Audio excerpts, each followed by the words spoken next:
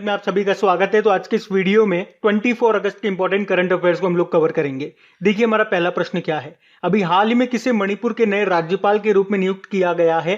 तो आंसर होगा एल गणेशन को। और ये किनका स्थान लेंगे? ये नजमा हेपतुल्ला का स्थान लेंगे। अभी कुछ दिन पहले ही हम लोगों ने पढ़ा था, नजमा हेपतुल्ला ये छुट्टी पे गई हुई थी, तो सिक्किम के जो गवर्नर है गंगा प्रसाद, उनको मणिपुर का एडिशनल चार्ज अतिरिक्त प्रभार दिया गया था। लेकिन अब नजमा हेपतुल्ला जी परमानेंट छुट्टी पे चली गई हैं, तो अब मणिपुर के नए गवर्नर कौन बन गए हैं? एल गणेशन बन गए। ये आपको याद रखना है। और अभी कुछ समय पहले हम लोगों ने पढ़ा था कि अभी 8 राज्यों के नए गवर्नर चेंज हुए थे, तो वो सारे नाम आपको याद होने चाहिए। आपके एग्जाम में यहां से प्रश्न बन सकता है। चलो हम रिवाइज कर लेते हैं एक बार। कर्नाटक के बने थे थावरचंद गहलोत, हिमाचल प्रदेश के बने थे राजेंद्र विश्वनाथ अर्लेकर, मध्य प्रदेश के मंगूभाई छगनभाई पटेल बने थे, मिजोरम के कौन बने थे? हरि बाबू कंभमपति। और मिजोरम में अब तक कौन थे? श्रीधरन पिल्लई थे। वो कहां चले गए? वो गोवा में चले गए, गोवा के गवर्नर बन गए मतलब। हिमाचल प्रदेश में अभी तक कौन थे? बंडारू दत्तात्रेय थे, वो चले गए हरियाणा में। हरियाणा में कौन थे? सत्यदेव नारायण आर्य, वो चले गए कहां पे? त्रिपुरा में। त्रिपुरा में अभी तक कौन थे? रमेश बेस थे, और वो रमेश बेस कहां पे चले गए? झारखंड में चले गए। और अब मणिपुर के कौन बन गए नए? एल गणेशन बन गए। और हाँ गाइस, देखिए इंडिया के टॉप बैंक एडुकेटर्स एक बार फिर अनअकैडमी पर आपके लिए ला रहे हैं ढेर सारी फ्री क्लासेस। तो अनअकैडमी की हर क्लास कंडक्ट की जाती है आपके बैंक की हर परीक्षा की तैयारी को और भी ज्यादा मजबूत करने के लिए। और ये सारी फ्री क्लासेस आपको मिलेंगे अनअकैडमी पर, जहां पर आप अपने फेवरेट टीचर के साथ अपने घर से अपने पर्सनल शेड्यूल के हिसाब से पढ़ सकते हैं। और अनअकैडमी की हर क्लास आप लाइव नहीं तो बाद में रिकॉर्डेड सेशन के द्वारा भी अटेंड कर सकते हैं। और अगर आप चाहें तो क्लास को डाउनलोड करके ऑफलाइन भी देख सकते हैं। और आप लाइव क्लास में आस्क अ डाउट फीचर के द्वारा टीचर से अपने डाउट भी क्लियर करवा सकते हैं। और आप लाइव क्विजेज और टेस्ट सेशन भी अटेंड कर सकते हैं, जहां पर आपको अपनी लाइव रैंकिंग भी देखने को मिलेगी। और अनअकैडमी पर टोटल 12 भाषाओं में क्लासेस कंडक्ट होती है, तो आप अपनी फेवरेट भाषा में क्लास अटेंड कर सकते हैं। आप अपने टीचर के साथ इंटरेक्ट कर सकते हैं, लाइव पोल में पार्ट ले सकते हैं, और ये सभी फीचर आपको मिलेंगे एक ही प्लेटफॉर्म पर, एक ही सब्सक्रिप्शन के साथ।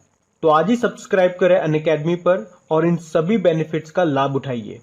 और हाँ देखिए, अगर आप मेरा कोड जो कि है क्रेक एग्जाम 10 यूज करते हैं तो आपको एडिशनल 10% का इंस्टेंट डिस्काउंट भी मिलता है। तो आपको इन सभी क्लासेस के जो लिंक हैं वो नीचे डिस्क्रिप्शन में मिल जाएंगे, तो वहां जाकर के आप इन सबका बेनिफिट उठा सकते हैं। अभी हम बढ़ते हैं आगे। फिर बताइए, अभी हाल ही में किस शहर के नगर निगम को वाटर प्लस शहर घोषित किया गया है? तो आंसर होगा विशाखापट्टनम। तो अभी ग्रेटर विशाखापट्टनम नगर निगम को वाटर प्लस शहर घोषित किया गया है। और ये वाटर प्लस का जो सर्टिफिकेट है ये उन्हीं को दिया जाता है जिन्होंने ओडीएफ यानी कि open defecation free double plus के सभी मानकों को पूरा किया हो, जहां पे आवासीय व व्यावसायिक प्रतिष्ठानों से निकलने वाले अवशिष्ट मल जल को उपचार के बाद ही पर्यावरण में छोड़ा जाता हो, और ट्रीटमेंट के बाद उस पानी को फिर से उपयोग में लिया जाता हो। तो इस तरह से कुछ मानक डिसाइड हैं, अगर वो पूरे करता है तो उसको दिया जाता है ये वाटर प्लस का सर्टिफिकेट। और इसी तरह से आपको याद आ गया होगा, वाटर प्लस का सर्टिफिकेट पाने वाला पहला शहर कौन सा बना था? इंदौर बना था। और अब हम देख रहे हैं देश का पहला नगर निगम बन गया है ये वाटर प्लस सर्टिफिकेट पाने वाला, कौन सा? विशाखापट्टनम नगर निगम। अच्छा, नगर निगम से एक और प्रश्न आपको याद आता होगा। अगर आपसे पूछा जाए ग्रीन बॉन्ड जारी करने वाला पहला नगर निगम कौन सा बना था, तो आंसर क्या होगा? उत्तर प्रदेश का गाजियाबाद नगर निगम। चलो एक प्रश्न का जवाब दो। अगर आपसे पूछा जाए कि 100% हर घर जल वाला पहला राज्य कौन सा बना था, तो आंसर होगा गोवा। और गोवा तो अभी पहला स्टेट बना है रेबीज मुक्त होने वाला भी।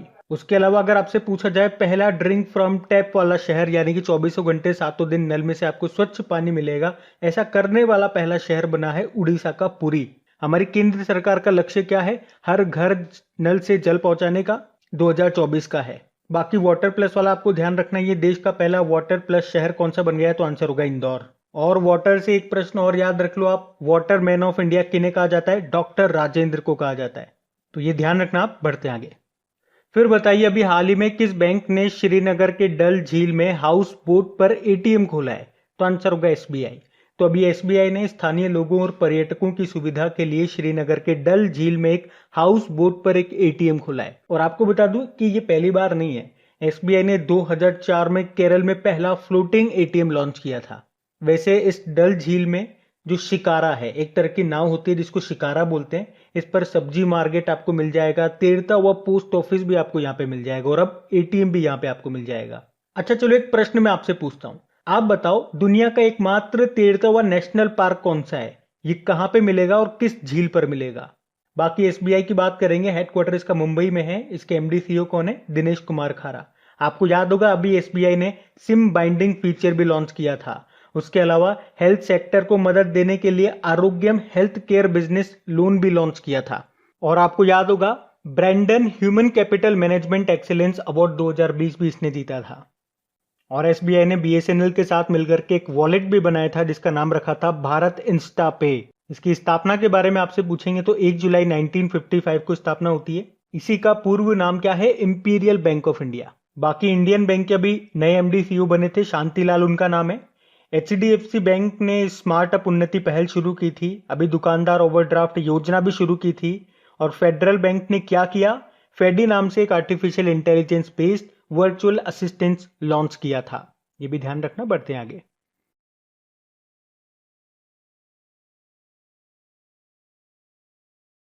फिर बताइए अभी हाल ही में किस राज्य के नारायण कोटी मंदिर को धरोहर गोद लें एडॉप्ट अ हेरिटेज परियोजना में शामिल किया गया? तो ये मंदिर है उत्तराखंड का। अब देखो पहली बात तो ये हो गई कि ये धरोहर गोद लें अपनी धरोहर अपनी पहचान परियोजना शुरू कब होती है?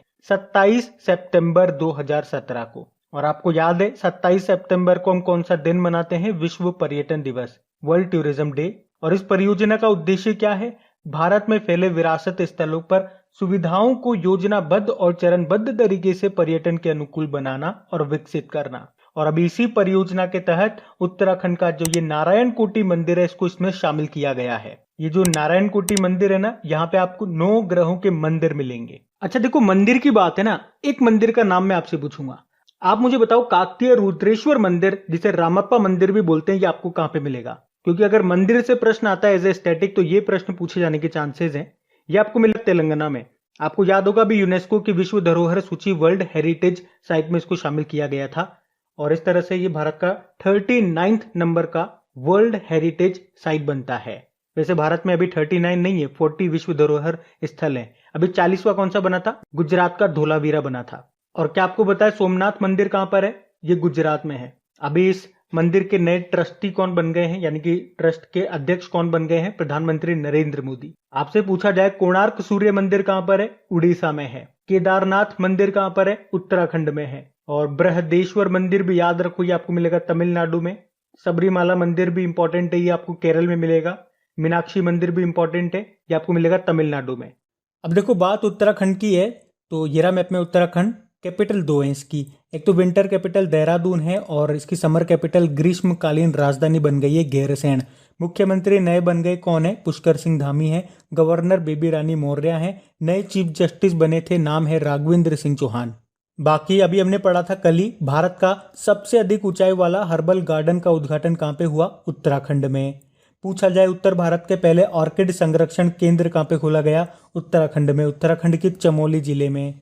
और अभी भूकंप अलर्ट एप्लीकेशन को लॉन्च करने वाला पहला राज्य कौन सा बना था? उत्तराखंड। याद रखना इस एप्लीकेशन को किसने बनाया? आईआईटी रुड़की ने। और भारत का पहला फॉरेस्ट हीलिंग सेंटर ये खुला है रानीखेत में। अच्छा रानीखेत में तो अभी एक एक्सरसाइज भी किया था हमने उज्बेकिस्तान के साथ में, क्या नाम है? डस्ट लिक 2। बाकी उत्तराखंड से कुछ वन लाइनर इंपॉर्टेंट क्वेश्चन याद रखना, जैसे कि भारत का पहला क्रिप्टोगेमिक गार्डन कहां पर है? तो ये खुला है, मतलब इसका उद्घाटन हुआ उत्तराखंड के देहरादून में। भारत का पहला लाइकिन पार्क कहां पे खुला? उत्तराखंड के पिथौरागढ़ के मुनस्यारी में। देश का पहला मॉस्क गार्डन कहां पे खुला? उत्तराखंड के नैनीताल जिले में। भारत का पहला पॉलिनेटर पार्क कहां पे खुला? ये उत्तराखंड में। और अगर पूछे उत्तराखंड में एक दिन के लिए मुख्यमंत्री कौन बनी थी? सृष्टि गोस्वामी। यहाँ पे आपको 2 टाइगर रिजर्व मिलेंगे, राजाजी टाइगर रिजर्व और जिम कॉर्बेट टाइगर रिजर्व। ये जो जिम कॉर्बेट नेशनल पार्क है ना, ये भारत का सबसे ओल्डेस्ट नेशनल पार्क है। पहले इसका नाम हेली नेशनल पार्क हुआ करता था। तो इतना यहाँ से याद रखना, बढ़ते हैं आगे। फिर बताइए अभी हाल ही में किस देश की कंपनी ने कोयले का इस्तेमाल किए बिना दुनिया की पहली स्टील बनाई है? तो आंसर होगा स्वीडन। तो स्वीडन की एक स्टील कंपनी है हाइब्रिड, HYBRIT हाइब्रिड। उसने अभी कोयले का इस्तेमाल किए बिना दुनिया की पहली स्टील बनाई है, क्योंकि उस कन्वेंशनल मेथड से, यानी कि जब हम कोल का इस्तेमाल कर रहे थे, उस मेथड में 1 टन स्टील बनाने में 2 टन कार्बन डाइऑक्साइड प्रोड्यूस होती है। तो इसे बनाने में कोल का इस्तेमाल नहीं हुआ, तो आप इसे ग्रीन स्टील भी बोल सकते हो। तो ये steel hydrogen breakthrough iron making technology का इस्तेमाल करके बनी है, जो कोयले और कोक के बजाय 100% जीवाश्म रहित हाइड्रोजन का इस्तेमाल करती है। और कंपनी ने ट्रायल के तौर पे वोल्वो ग्रुप को ये स्टील देना शुरू कर दिया। बाकी डेनमार्क से आपको याद होगा दुनिया का सबसे ऊंचा रेत महल सैंड कैसल, ये डेनमार्क ने बनाया था अभी। और international solar alliance framework agreement की पुष्टि करने वाला पहला देश डेनमार्क ही है। डेनमार्क की कैपिटल क्या होती है? कोपेनहेगन, जो कि जल्दी पानी में डूबने वाली है, इसलिए वो एक आर्टिफिशियल आइलैंड भी बना रहा है जिसका नाम है लेनेट होम। अगर मैं आपसे पूछूं गोल्डन राइस को व्यावसायिक उत्पादन को मंजूरी देने वाला पहला देश कौन सा बना था, तो आंसर होगा फिलीपींस। और दुनिया का पहला 3D प्रिंटेड स्टील ब्रिज कहां पे लगाया गया? एम्स्टर्डम में, जो कि कैपिटल है नीदरलैंड की। लेकिन यहाँ तो बात हो रही है स्वीडन की, तो ये रहा मैप में स्वीडन। कैपिटल इसकी स्टॉकहोम है, और मैंने आपको बताया भी है जो नोबेल अवार्ड्स दिए जाते हैं कहाँ पे दिए जाते हैं? स्टॉकहोम में दिए जाते हैं। पर यहाँ पे एक अपवाद है, एक एक्सेप्शन है। जो पीस का, जो शांति का नोबेल पुरस्कार होता है ना, वो ओस्लो नॉर्वे में दिया जाता है, और प्रश्न यहीं से बनता है, ये याद रखना। करेंसी इसकी स्वीडिश क्रोना है। प्रधानमंत्री स्टीफन लॉफ्वेन है। अच्छा फिर बताइए अभी हाल ही में प्रसिद्ध एथलेटिक्स कोच का निधन हो गया, उनका नाम क्या है? OM नाम्बियार। OM नाम्बियार का नाम इसलिए भी इंपॉर्टेंट हो जाता है क्योंकि ये एशिया की गोल्डन गर्ल रही PT उषा के कोच थे। बाकी देखो नंदू नाटेकर की बात करेंगे, ये नाम इंपॉर्टेंट है, और यहां से अभी SSC में भी एक प्रश्न आया था, बताया था मैंने आपको। नंदू नाटेकर 1956 में अंतरराष्ट्रीय खिताब जीतने वाले पहले भारतीय बैडमिंटन प्लेयर थे। ये बैडमिंटन प्लेयर, इन्हें 1961 में स्थापित पहला अर्जुन अवार्ड मिला था। प्रश्न क्या आया था? यही प्रश्न आया था, अर्जुन अवार्ड की स्थापना कब हुई थी? तो 1961 में। घुमा के पूछ लिया प्रश्न, है ना, बताया था ये मैंने आपको। बाकी भानु अथैया, गांधी फिल्म में कॉस्ट्यूम डिजाइन करने के लिए ऑस्कर अवार्ड मिला था, और ये भारत की पहली ऑस्कर विजेता बनी थी। अब देखो निधन से कुछ इंपॉर्टेंट नाम मैं आपको बता रहा हूं। एक तो पद्मा सचदेव का नाम याद रखना, कवियत्री थी ये, डोगरी भाषा में पहली आधुनिक कवियत्री थी, निधन हो गया इनका। निर्मल कौर का नाम याद रखना, भारत की महिला वॉलीबॉल टीम की ये कप्तान रह चुकी हैं। मिल्खा सिंह की ये वाइफ थी, निधन हो गया इनका। मिल्खा सिंह का भी निधन हो गया। मिल्खा सिंह से तो आप इनकी ऑटोबायोग्राफी याद रख लो, the race of my life. और कोर से याद आएगा आपको मान कोर। अब देखना मैं आपको जो कहता हूं ना, लिंक कर करके चीजों को कैसे याद रखा जाता है, अब देखते जाना। निर्मल कौर से आपने पकड़ा कोर, कोर से याद आएगा मान कौर। सबसे उम्र दराज महिला एथलीट थी, 105 साल की उम्र में इनका निधन हो गया। और 105 से आपको याद आएगा, 105 साल की उम्र में साक्षरता पास करने वाली सबसे उम्र दराज छात्रा कौन थी? भागीरथी अम्मा थी, इनका भी निधन हो गया। ये केरल से थी। अम्मा से याद आएगा आपको गौरी अम्मा का नाम। तो अब चीजें लिंक करते जा रहे हो, एक से दूसरे में, दूसरे तीसरे में। तो गौरी अम्मा कौन थी? ये केरल की पहली महिला राजस्व मंत्री थी, इनका भी अभी निधन हो गया। और अगर आपसे पूछा जाए कि भारत की पहली महिला कार्डियोलॉजिस्ट कौन थी, तो S पद्मावती थी। और भारत की पहली महिला कमेंट्रेटर चंद्रा नायडू थी, इनका भी निधन हो गया। ये सारे नाम महत्वपूर्ण रहेंगे, याद रखना। बढ़ते हैं आगे। फिर बताइए हाल ही में किस राज्य में ओणम फेस्टिवल मनाया जा रहा है? तो आंसर होगा केरल में। याद रखना, ओणम ये केरल का सबसे प्रतिष्ठित फेस्टिवल है, जो हर साल दुनिया भर में मलयाली समुदाय के द्वारा मनाया जाता है। 10 दिनों तक चलने वाला ये जो त्योहार है, ये फसल के मौसम की शुरुआत के साथ साथ राजा महाबली के घर की वापसी के साथ साथ भगवान विष्णु के वामन अवतार के प्रकट होने के उपलक्ष्य में मनाया जाता है। इस साल ये 12 अगस्त से लेकर 23 अगस्त तक मनाया गया। अब देखो फेस्टिवल की बात है, त्योहारों की बात है, तो कुछ इंपॉर्टेंट मैं आपको बताता हूँ, वो आपको याद होने चाहिए। जैसे कि अभी कुछ दिन पहले ही हमने मनाया था वांचुवा महोत्सव, जो कि तीवा या लालुंग जनजाति के द्वारा मनाया जाता है। कहाँ पे? असम में। असम में ही तो आपको मिलेगा कामाख्या देवी मंदिर, जहाँ पे अंबुबाची का मेला लगता है, ये भी याद रखना। और उसी तरह से मकर विलक्कु त्योहार किस मंदिर में मनाया जाता है? सबरीमाला मंदिर में, ये आपको मिलेगा केरल में। और अगर आपसे पूछा जाए कि बंगस आवाम मेला का संबंध किससे है? जम्मू कश्मीर से। जम्मू कश्मीर में ही खीर भवानी मेला भी मनाया जाता है। और लाई हराओबा कहाँ मनाया जाता है? लाई हराओबा त्योहार मणिपुर में मनाया जाता है। मणिपुर में ही संगाई उत्सव भी मनाया जाता है। संगाई एक हिरण भी है जो आपको मणिपुर में मिलेगा। चापचार कुट महोत्सव कहाँ मनाया जाता है? ये मनाया जाता है मिजोरम में। देखो 2 नाम बता रहा हूँ, ध्यान रखना। पक्के पागा हॉर्नबिल फेस्टिवल संबंध अरुणाचल प्रदेश से है। पूछा जाए हॉर्नबिल फेस्टिवल का संबंध तो आंसर कर देना नागालैंड से। गुड़ी पड़वा का आयोजन कहाँ पे किया जाता है? महाराष्ट्र में। बोनालू त्योहार मनाया जाता है आपके तेलंगाना में। और नमस्ते ओरछा महोत्सव बड़ा इंपॉर्टेंट है, ये मध्य प्रदेश का है। उसके अलावा अगर आपसे पूछा जाए हरेला उत्सव का संबंध कहाँ से? उत्तराखंड से है। लेकिन याद रखना अगर आपसे पूछा जाए हरेली त्योहार कहाँ मनाया जाता है तो आंसर करना छत्तीसगढ़। एक अट्टुकल पोंगल त्योहार भी होता है, ये केरल में मनाया जाता है, जबकि पोंगल त्योहार मनाया जाता है तमिलनाडु में। तमिलनाडु में अभी हमने आदिपुरम त्योहार भी मनाया था। एक पासी कोंगी त्योहार भी याद रखो, ये अरुणाचल प्रदेश का है, अभी एक एग्जाम में पूछा गया था। चलो इतना सारा मैंने आपको रिवाइज कराया। अब एक प्रश्न आप बताओ, त्योहारों का शहर किसे कहा जाता है? कमेंट बॉक्स में टाइप करो, बढ़ते हैं आगे। फिर बताइए हाल ही में किस केंद्र शासित प्रदेश में पहला रोविंग सिनेमा हॉल खोला गया? तो आंसर होगा लद्दाख में। तो अभी लद्दाख में पहला चलता फिरता सिनेमा घर खोला गया है। इसे एक प्राइवेट कंपनी ने खोला है और कंपनी का कहना है कि यह दुनिया में सबसे ऊंचाई पर स्थित सिनेमा घर है। कितनी ऊंचाई पर? 11,562 फीट की ऊंचाई पर इसे खोला गया। और उद्घाटन के मौके पर स्टैंजिंग टेकोंग के द्वारा निर्देशित लघु फिल्म है सेकुल, ये दिखाई गई है, जो चांगपा खानाबदोश लोगों के जीवन पर आधारित है। अब बात लद्दाख की है तो ये रहा मैप में लद्दाख। देखो यहाँ पे वर्तमान लेफ्टिनेंट गवर्नर या फिर लद्दाख के पहले लेफ्टिनेंट गवर्नर कौन है? राधाकृष्ण माथुर है। यहाँ की विंटर कैपिटल कारगिल है, समर कैपिटल लेह है। और याद रखना सितंबर 2021 में देश का पहला हिमालयन फिल्म फेस्टिवल 2021 का आयोजन किया जाएगा लद्दाख में। और अभी लद्दाख ने ही अगस्त महीने को पानी माह के रूप में मनाया है। लद्दाख में जो विश्वविद्यालय अभी बनेगा उसका नाम सिंधु नदी के नाम पे रखा गया है। जम्मू कश्मीर लद्दाख हाईकोर्ट के चीफ जस्टिस का नाम पंकज मित्तल है। और लद्दाख में ही आपको उमलिंग ला दर्रा मिलेगा, ये भी न्यूज में था। क्यों? क्योंकि हमने पढ़ा था बॉर्डर रोड ऑर्गेनाइजेशन ने पूर्वी लद्दाख के उमलिंग ला दर्रे पर दुनिया के सबसे ऊंचे स्थान पर वाहन चलने योग्य सड़क का निर्माण किया है। तो वहीं से हमने प्रश्न निकाला, याद रखना इसे। उसके अलावा देश का पहला ग्रीन हाइड्रोजन मोबिलिटी प्रोजेक्ट भी शुरू हुआ है लद्दाख के लेह में, जिसको स्थापित किया एनटीपीसी ने। और भारत का सबसे बड़ा एरिया वाइज सबसे बड़ा नेशनल पार्क कौन सा है? हेमिस नेशनल पार्क, जो सबसे ऊंचाई पर भी है। और ये जो हेमिस नेशनल पार्क है ये स्नो लेपर्ड के लिए फेमस है। स्नो लेपर्ड ये स्टेट एनिमल है, लेकिन किसका? हिमाचल प्रदेश का। और अगर आपसे पूछा जाए भारत का पहला स्नो लेपर्ड कंजर्वेशन सेंटर संरक्षण केंद्र कहाँ पे खुला है? उत्तराखंड में। किसके सहयोग से? नीदरलैंड के सहयोग से। चलो आप कमेंट बॉक्स में टाइप करके बताओ कि भारत का क्षेत्रफल की दृष्टि से सबसे छोटा नेशनल पार्क कौन सा है और कहाँ पर है। अभी हम बढ़ते हैं आगे।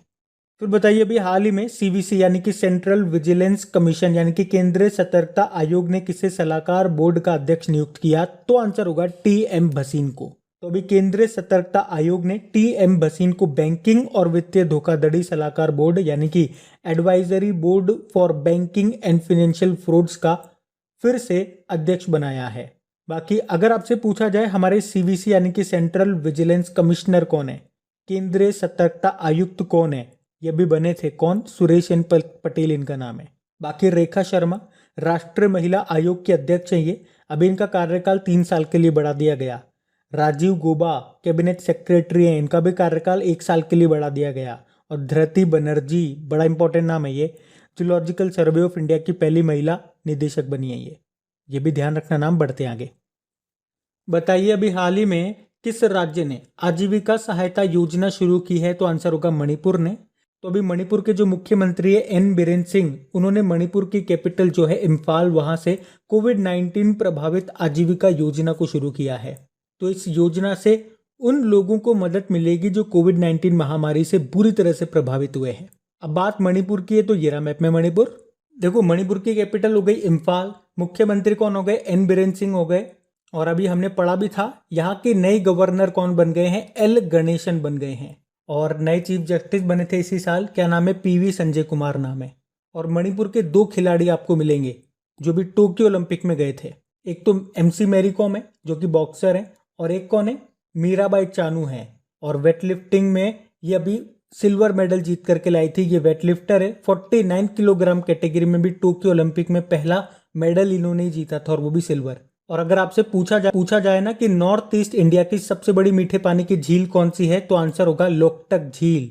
इसी को फ्लोटिंग लेक भी कहते हैं, जिसपे दुनिया का एकमात्र तैरता हुआ नेशनल पार्क है जिसका नाम है काबुल लामजाओ नेशनल पार्क। यही प्रश्न मैंने आपसे पूछा था पीछे। और इसी झील में आपको संगाई हिरण भी मिलेगा।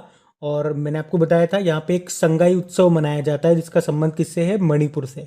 अभी मणिपुर के एक प्रोडक्ट को जीआई टैग भी मिला था, मणिपुर के काले चावल को, जिसे चकहाउ भी बोलते हैं। और काले चावल से आप क्या लिंक कर पा रहे हो, काला नमक चावल महोत्सव याद आ रहा होगा आपको, ये उत्तर प्रदेश में मनाते हैं। और काला घोड़ा महोत्सव कहाँ मनाते हैं, महाराष्ट्र में। और देखो मणिपुर के दो व्यक्ति हैं, एक तो है ज्ञानेंद्रो निगुंगबाम, हॉकी इंडिया के नए प्रेसिडेंट बने थे, और डॉक्टर थंगजाम थबाली सिंह, जापान का सर्वोच्च नागरिक सम्मान मिला था इनको, ऑर्डर ऑफ राइजिंग सन। तो ये सारे इंपॉर्टेंट पॉइंट ध्यान रखना, बढ़ते आगे। फिर बताइए अभी हाल ही में ऑपरेशन ट्रोजन हॉर्स नाम की बुक को किसने लिखा है, तो आंसर होगा डीपी सिन्हा और अभिषेक शरण ने। ये जो बुक है ये 26/11 आतंकवादी हमला जो हुआ था उसके ऊपर है, तो याद रखना किसने लिखा, डीपी सिन्हा और अभिषेक शरण ने। बाकी कुछ 2-3 इंपॉर्टेंट नाम मैं आपको बता रहा हूँ, ध्यान से सुनना। एक शरण कुमार लिम्बाले का नाम याद रखना, 30वां सरस्वती सम्मान इनको मिला था इनके मराठी उपन्यास सनातन के लिए। और यहीं से याद आएगा शरद पगारे, 30वां व्यास सम्मान मिला था इनके उपन्यास तस्लीमा संघर्ष और साहित्य के लिए। एक मोहन कृष्ण बोहरा का नाम भी याद रखो, इन्हें 30वां बिहारी पुरस्कार मिला था अपने उपन्यास तस्लीमा संघर्ष और साहित्य के लिए। एक इंपॉर्टेंट क्वेश्चन और है, आपसे पूछा जाएगा इंटरनेशनल बुकर प्राइज 2021 किसने जीता, डेविड डायोप ने जीता है, ये फ्रांस के हैं। इनके नॉवेल का नाम क्या था, at night all blood is black. तो ये ध्यान रखना, बढ़ते हैं आगे। फिर बताइए कोविड-19 के लिए दुनिया की पहली डीएनए वैक्सीन ज़ाइकोव डी किस कंपनी ने बनाई है, तो आंसर होगा जाइडस कैडिला।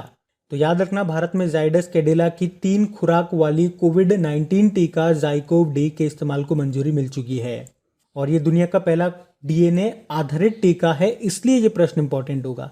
ये ट्रिपल डोज वैक्सीन है, 3 बार लगेगी ये। जैसे पहला टीका आज लग गया आपको, अब दूसरा 28 डेज के बाद लगेगा और तीसरा 56 डेज के बाद लगेगा। और इस वैक्सीन की खास बात यह है कि इसका उपयोग 12 साल के ऊपर के बच्चों में किया जाएगा। और इसे जाइडस कैडिला नाम की कंपनी ने बनाया, जो कि गुजरात बेस्ड कंपनी है, भारत की कंपनी है। बच्चों को लगेगा और बच्चों को डर लगता है इंजेक्शन से, तो इसकी खास बात यह है कि इसमें इंजेक्शन का इस्तेमाल नहीं होगा। जैसे बैंडेज लगती है ना, उसी तरह से एक चिट होगा इसमें। अच्छा, अगर आपसे पूछा जाए दुनिया की पहली मान्यता प्राप्त कोविड-19 वैक्सीन कौन सी थी, स्पुतनिक वी थी, रशिया ने बनाई है। रशिया ने एक स्पुतनिक लाइट भी बनाई थी जो कि एक सिंगल डोज वैक्सीन है। और विश्व की पहली मान्यता प्राप्त पशुओं के लिए कोविड वैक्सीन भी रशिया ने ही बनाई थी। अच्छा, अब तो ये बताओ सबसे पहला टीका किसका खोजा गया था, स्मॉल पॉक्स का, चेचक का, किसने खोजा था, एडवर्ड जेनर ने। और रेबीज का टीका खोजा था लुइस पास्चर ने। रेबीज आप जानते ही हो, रेबीज फ्री हो चुका है। भारत का कौन सा स्टेट, गोवा, पहला स्टेट बन गया ये। डीआरडीओ ने एक पाउडर बनाया था जिसका नाम है 2DG, मतलब होता है 2-डीऑक्सी डी ग्लूकोज। भारत में आपने कोविशील्ड लगाई होगी या कोवैक्सीन लगाई होगी। कोवैक्सीन तो भारत बायोटेक ने बनाई है और Covishield serum institute of India ने बनाई है। पढ़ते हैं आगे। और हाँ, उम्मीद करूँगा आपको सेशन अच्छा लगा होगा, इससे आपको मदद मिली होगी। और वाकई अगर आपको मदद मिली है तो प्लीज़ इस वीडियो की भी मदद करना है, इसको शेयर करना ज़रूर अपने दोस्तों के साथ में। जो भी पढ़ने वाले स्टूडेंट्स आपके कांटेक्ट में, उनके साथ एक बार शेयर कर देना और लाइक करना मत भूलना। देखो कल की वीडियो में हमने क्या प्रश्न पूछा था, पुणे स्टेडियम का नाम किसके नाम पे रखा गया, तो आंसर होगा नीरज चोपड़ा के नाम पे। आप सभी ने प्रश्न का बिल्कुल सही उत्तर दिया है। अब जाइए इन सभी क्वेश्चंस की आप अच्छे से प्रैक्टिस जरूर कर लीजिए, इनकी क्विज लगा करके जो अपलोड कर दी गई है आपके क्रिक एग्जाम एप्लीकेशन पे। वहीं पे आपको इसकी PDF भी मिल जाएगी। और इन सभी क्वेश्चंस का अगर आप ऑडियो के थ्रू रिवीजन करना चाहते हैं, वो भी कम समय में, तो उसका भी मैंने ऑडियो तैयार कर दिया है। उसका लिंक आपको नीचे डिस्क्रिप्शन में मिल जाएगा ऑडियो रिवीजन करके। Thank you guys.